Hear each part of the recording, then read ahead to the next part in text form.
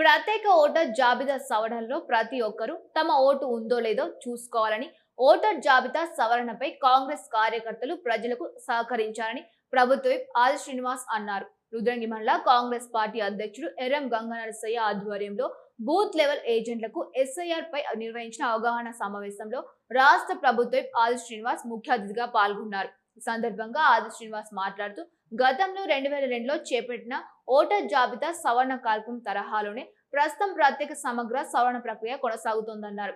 బిఎల్ఏలు అప్రమత్తంగా ఉండి ప్రజలకు అవసరమైన సహకారం అందించాలని సూచించారు. ప్రతి ఓటరు తమ ఓటు పేరు బిఎల్ఓల వద్ద ఉన్న ఓటర్ జాబితాలో ఉందో లేదో తప్పనిసరిగా పరిశీలించుకోవాలని కోరారు. కాంగ్రెస్ పార్టీ సర్పంచులు, నాయకులు, మాజీ ప్రజాప్రతినిధులు సామాజిక బాధ్యతగా గ్రామాల్లో ప్రజలకు ఓటర్ జాబితాపై అవగాహన కల్పించాలని తెలిపారు. ఎన్నికల సంఘం అనుమానాస్పద లేదా పరిశీలన జాబితాలో చేర్చిన ఓట్లకు సంబంధించి ఆయా ఓటర్లకు బిఎల్ఏలు సమాచారం అందించాలని అన్నారు. ఓటర్ జాబితాలో ఏదైనా కారణంతో పేరు లేకపోతే సంబంధిత దరఖాస్తు ఫారాన్ని నింపి గ్రామ, మండల, జిల్లా స్థాయి అధికారులకు సమర్పించేలా ప్రజలకు మార్గనిర్దేశం చేయాలని సూచించారు. ప్రజలు ఎట్టి పరిస్థితుల్లోనూ నిర్లక్ష్యం చేయకుండా తమ ఓటు జాబితాలో ఉందో లేదో వెంటనే తనిఖీ చేసుకోవాలని, ఓటు హక్కును కాపాడుకోవాలని విప్ పిలుపునిచ్చారు. రుద్రంగి మండల పరిధిలో అర్హులైన ప్రతి ఒక్కరికి ఇందిరమ్మ ఇల్లు మంజూరు చేయడం జరుగుతుందన్నారు. ఇప్పటికే మొదటి విడతలో సుమారు 250 పై చిలుకు ఇందిరమ్మ ఇల్లు ఇచ్చామని, మళ్లీ రెండో విడతలో సుమారు 65 పై చిలుకు ఇందిరమ్మ ఇల్లు మంజూరు చేశామన్నారు. మండల పరిషత్ కేంద్రంలో ప్రజా పాలన సమయంలో దరఖాస్తు చేసుకోలేని వారి కోసం నూతనంగా కౌంటర్లు ఏర్పాటు చేయడం జరిగిందన్నారు. త్వరలోనే అడుగు స్థలం లేని వారికి స్థలం ఇచ్చి ఇండ్లను మంజూరు చేయడం జరుగుతుందన్నారు.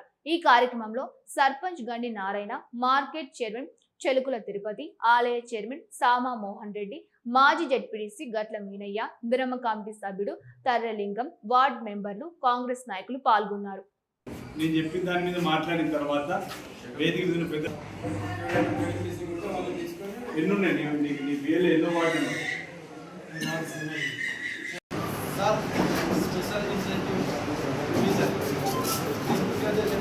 ఎవరికైతే పేరు తప్పిదం ఉందో, ఎవరైతే పేరు చేసుకోలేరు, ఎవరైతే చనిపోయిన వాళ్ళు పేరు తీసుకోలేరు, దాని మీద అవగాహన కోసం మన బిఎల్ కంపేసాము. ప్రతి ఇంటికి పోయి కొత్త వాళ్ళు 18 సంవత్సరాలు నిండిన వారి పేరు చేర్పించడం, వేరే కాకుండా తొలగించడం, ఒక్కొక్కరికి ఒకటే ఓటు మాత్రం ఉండాలి, 2 ఓట్లు మాత్రం ప్రకటించే నేరం అవుతుంది.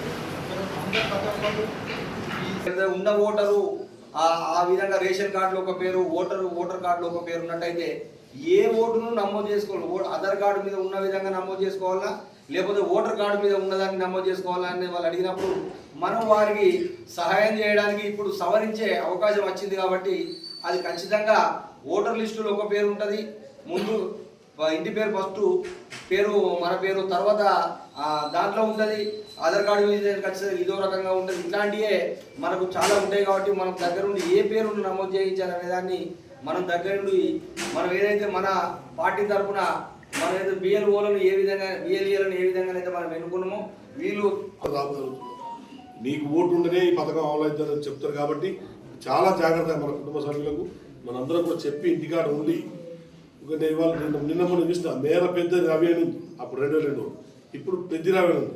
ఆయనకి ఏ ఓటు కావాలో చూసేసరికి ఆ ఫామ్ నింపాడు, అది కరెక్ట్ పెద్ద రవి అని ఉన్నది. మేర అంటే అది మళ్ళీ తీసేస్తుంది, అది బ్లాక్ లిస్ట్లో ఉంటుంది.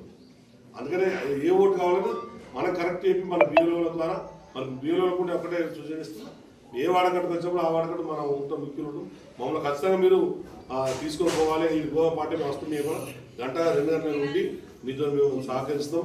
ప్రతి ఇంటింటికి మనం ఏది సభ్యత్వాలు చేసినప్పుడు దాదాపు అందరి ఇంట్లో ఫోన్ మాట్లాడు ఆ అనుభవం ఉంది. మనం మొన్న అయితే 6 గంటలకైతే ఒక నమూనా కడప తిరిగాం. ప్రజాప్రతినిధులు, ఆయా వార్డులో ఉన్నటువంటి క్రియాశీలక నాయకుల్ని ఈ మండలంలో ఉన్నటువంటి గ్రామాల నుంచి రమ్మని చెప్పి రాత్రిపూట 8:30 గంటలకు కూడా జరిగింది. గత 2 రోజుల చూడటం కూడా వేముల నియోజకవర్గ స్థాయి ఓటర్ లిస్టుల సవరణ పైన ఒక అవగాహన, శిక్షణ కార్యక్రమాన్ని కూడా నియోజకవర్గ స్థాయి వేములలో మనం ఏర్పాటు చేసుకున్న సందర్భంలో గౌరవ ముఖ్యమంత్రి రేవంత్ రెడ్డి గారి ఆదేశాలు, పిసిసి అధ్యక్షుడు మహేష్ కుమార్ గౌడ్ గారు, అదేవిధంగా మీనాక్షి నటరాజన్ గారు, ఏసీ నుంచి కూడా వచ్చినటువంటి సూచనలతోటి ప్రజలను చైతన్యవంతులు చేయడానికి కోసం ఓటర్ లిస్టులో వారి పేరును యథావిధిగా ఉంచేటువంటి ప్రక్రియలో మనమందరం కూడా సామాజిక సేవలో భాగంగా సహకారాన్ని అందించాలని చెప్పిన ఒక ఆలోచనతోటి ఈ అవగాహన సదస్సులు మనం ఏర్పాటు చేసుకుంటున్నాం. 25వ తేదీ నుంచి ఒక నెల రోజులు గ్రామాల్లో ఓటర్ లిస్టు సవరణ జరుగుతుంది. 2002లో ఓటర్ లిస్టు సవరణ జరిగిందంటే మళ్ళీ ఇప్పుడు 2026లో జరుగుతుంది.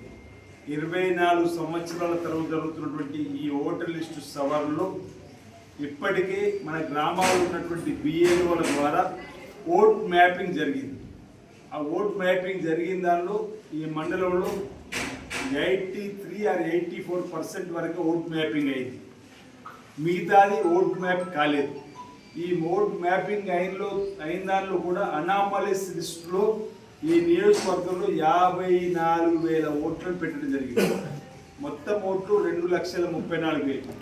రాష్ట్ర వ్యాప్తంగా 80 లక్షల ఓట్లను అనామలీస్ లిస్టులో పెట్టారు. అంటే పేర్లు తేడా ఉన్నాయని చెప్పినటువంటి ఒక ఆలోచనతోటి పేర్లు తేడా ఎలా ఉన్నాయని చెప్పంటే గతంలో మల్లు బట్టి విక్రమార్క అని మన డిప్యూటీ సీఎం గారి పేరు ఉంది. బట్టి విక్రమార్క మల్లు అని ముందున్న పేరు వెనక్కి వచ్చింది. కాబట్టి ఈ రాష్ట్రానికి ఉప ముఖ్యమంత్రి బట్టి విక్రమార్క గారి పేరు కూడా అనామలీస్ లిస్టులో చేరిందంటే ఇక్కడ ఎంతమంది పేర్లు పక్కకు పెట్టింది అనేది ఒకసారి చర్చించుకునే దానికోసం, ఒక అవగాహన కల్పించడానికి కోసం మనం చేసే ప్రయత్నంలో భాగంగా ఈ సమావేశం. ఇక్కడ ఉన్నటువంటి బిఎల్ఓలకు బిఎల్ఏలకు సంబంధించిన మధ్యలో ఇక్కడ ఉన్నటువంటి పేర్లను అనామలీస్ లిస్టులో పెట్టినటువంటి